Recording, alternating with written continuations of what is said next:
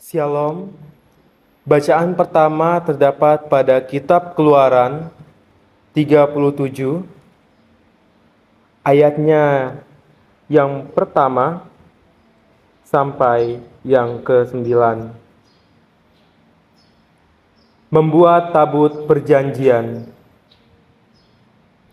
Bezalel membuat tabut itu dari kayu penaga, 2,5 hasta panjangnya, 1,5 hasta lebarnya, dan 1,5 hasta tingginya. Disalutnyalah itu dengan emas murni dari dalam dan dari luar, dan dibuatnyalah bingkai emas sekelilingnya. Dituangnyalah 4 gelang emas untuk tabut itu pada keempat penjurunya, yaitu 2 gelang pada rusuknya yang satu dan 2 gelang pada rusuknya yang kedua. Dibuatnyalah kayu pengusung dari kayu penaga, dan disalutnyalah itu dengan emas.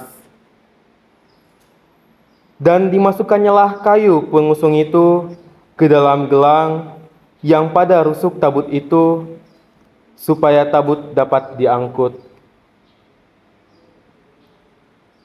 Dibuatnyalah tutup pendamaian dari emas murni, 2,5 hasta panjangnya dan 1,5 hasta lebarnya.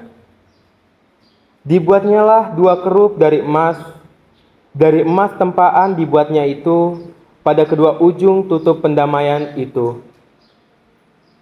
1 kerup pada ujung sebelah sini dan 1 kerup pada ujung sebelah sana. Seiras dengan tutup pendamaian itu, dibuatnya kerup itu pada kedua ujungnya. Kerup-kerup itu mengembangkan kedua sayapnya ke atas. Sayap-sayapnya menundungi tutup pendamaian itu, dan mukanya menghadap kepada masing-masing. Kepada tutup pendamaian itulah menghadap muka kerup-kerup itu. Amin. Bacaan kedua diambil dari Imamat 7. Ayatnya yang ke-11 sampai yang ke-21. Korban keselamatan. Inilah hukum tentang korban keselamatan yang harus dipersembahkan orang kepada Tuhan. Jikalau ia mempersembahkannya untuk memberi syukur, haruslah beserta korban syukur itu dipersembahkannya roti bundar yang tidak beragi, yang diolah dengan minyak,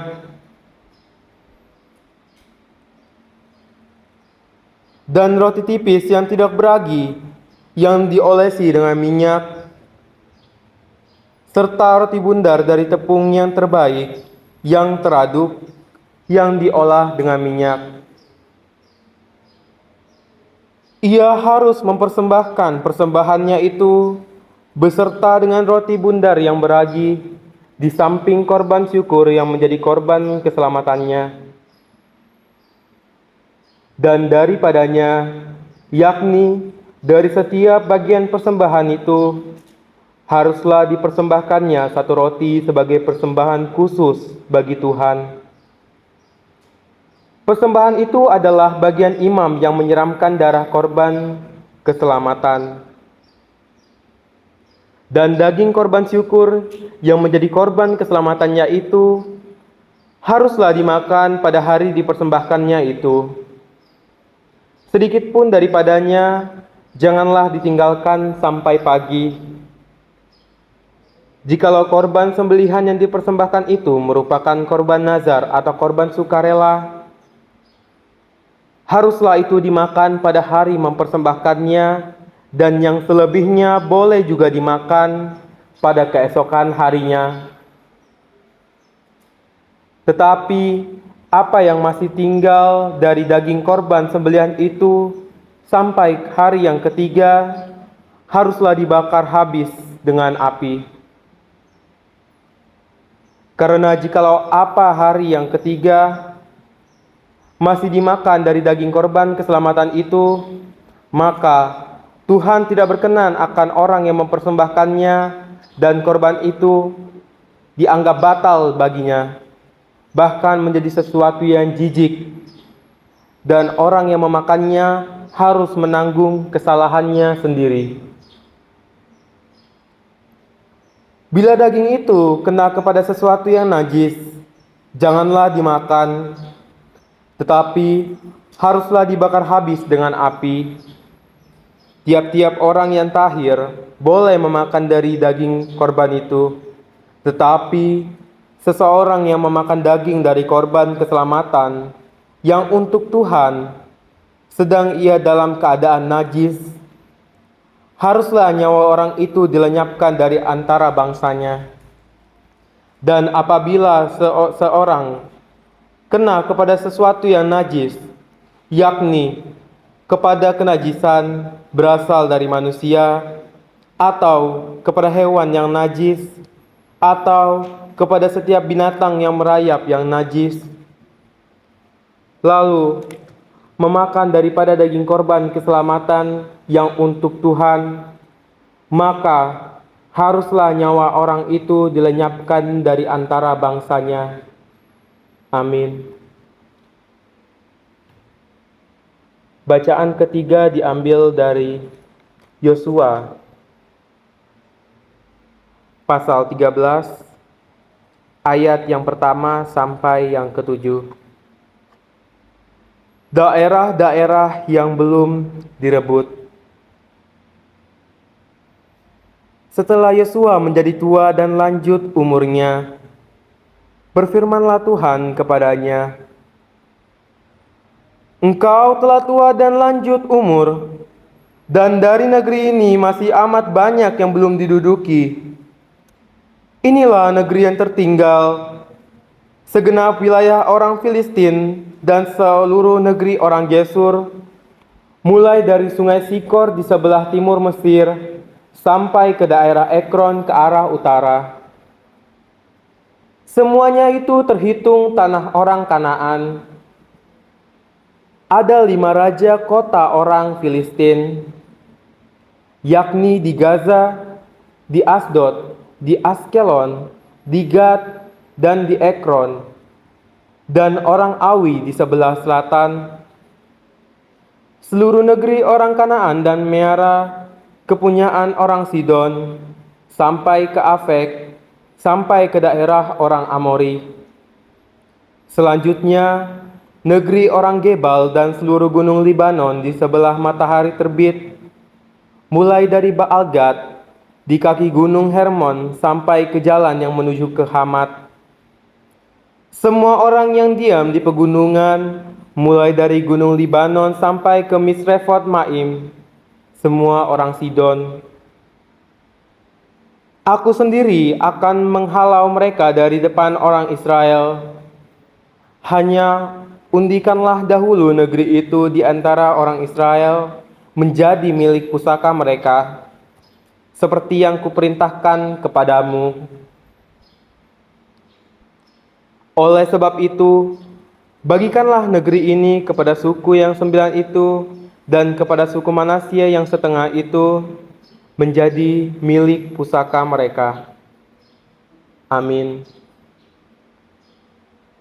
Bacaan yang keempat diambil dari 2 Raja-Raja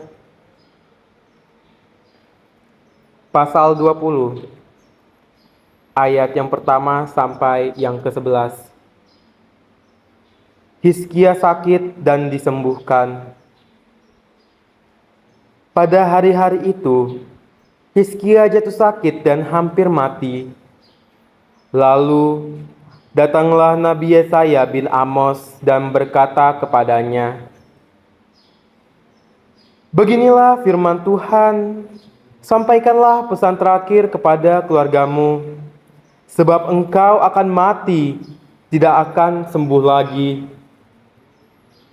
Lalu Hizkia memalingkan mukanya ke arah dinding dan ia berdoa kepada Tuhan. "Oh Tuhan, ingatlah kiranya bahwa aku telah hidup di hadapan-Mu dengan setia dan dengan tulus hati, dan bahwa aku telah melakukan apa yang baik di matamu." Kemudian menangislah Hizkia dengan sangat. Tetapi Yesaya belum lagi keluar dari pelataran tengah. Tiba-tiba datanglah firman Tuhan kepadanya, "Baliklah dan katakanlah kepada Hizkia, raja umatku, beginilah firman Tuhan, Allah Daud, bapa leluhurmu. Telah kudengar doamu dan telah kulihat air matamu.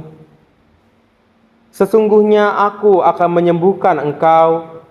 Pada hari yang ketiga, engkau akan pergi ke rumah Tuhan. Aku akan memperpanjang hidupmu 15 tahun lagi, dan aku akan melepaskan engkau dan kota ini dari tangan Raja Asyur. Aku akan memagari kota ini oleh karena hakku dan oleh karena Daud hambaku." Kemudian berkatalah Yesaya, "Ambillah sebuah kue ara." Lalu orang mengambilnya dan ditaruh pada bara itu, maka sembuhlah dia. Sebelum itu Hizkia telah berkata kepada Yesaya, "Apakah yang akan menjadi tanda bahwa Tuhan akan menyembuhkan aku, dan bahwa aku akan pergi ke rumah Tuhan pada hari yang ketiga?" Yesaya menjawab, "Inilah yang akan menjadi tanda bagimu dari Tuhan, bahwa Tuhan akan melakukan apa yang telah dijanjikannya. Akan majukah bayang-bayang itu 10 tapak, atau akan mundur 10 tapak?" Hizkia berkata, "Itu perkara ringan bagi bayang-bayang itu untuk memanjang 10 tapak. Sebaliknya, biarlah bayang-bayang itu mundur ke belakang 10 tapak." Lalu berserulah Nabi Yesaya kepada Tuhan. Maka dibuatnyalah bayang-bayang itu mundur ke belakang 10 tapak, yang sudah dijalani bayang-bayang itu pada penunjuk matahari buatan Ahaz. Amin.